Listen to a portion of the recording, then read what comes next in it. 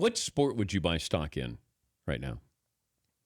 I mean, I still believe in. I think the NBA somehow has weathered its storm, and even though the All-Star game sucks, I think that even though the ratings may be a little down, I'd be worried. I'm worried about the NFL.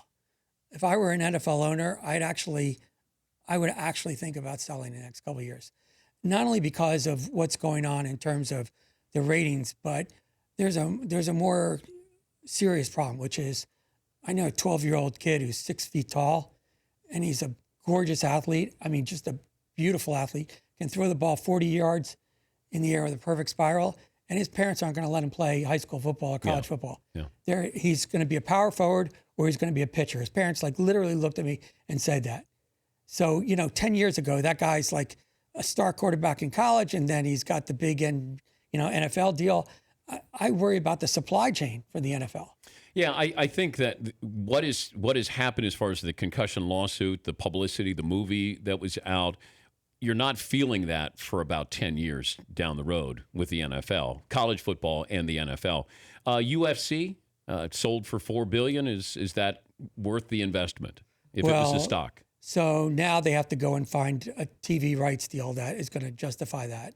And the question is, Fox is going to want it, but how many other players can they get involved in the bidding? Yeah. Otherwise, I mean, that's a tough price. But you know what? The good thing is that William Morris Endeavor, who bought it, WME, at least they own it now. They don't have to worry about a client firing them. They own their client. So there's a lot of advantages to that. How nervous would you be with golf, tennis?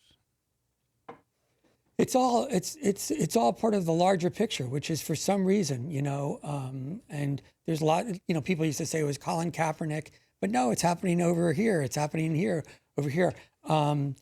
I have a feeling that all of these sports in their own ways are going to be re-examining their financial models. We have a couple of years until some big renegotiations come up. Mm-hmm. NFL is going to start, in just a couple of years because the deals start coming up in 20 and 21. That's going to be mind-blowing. I think that is going to be the biggest vehicle to understanding where all of sports broadcasting is going and TV rights and computer rights and everything else. The Dan Patrick Show, weekday mornings on Audience.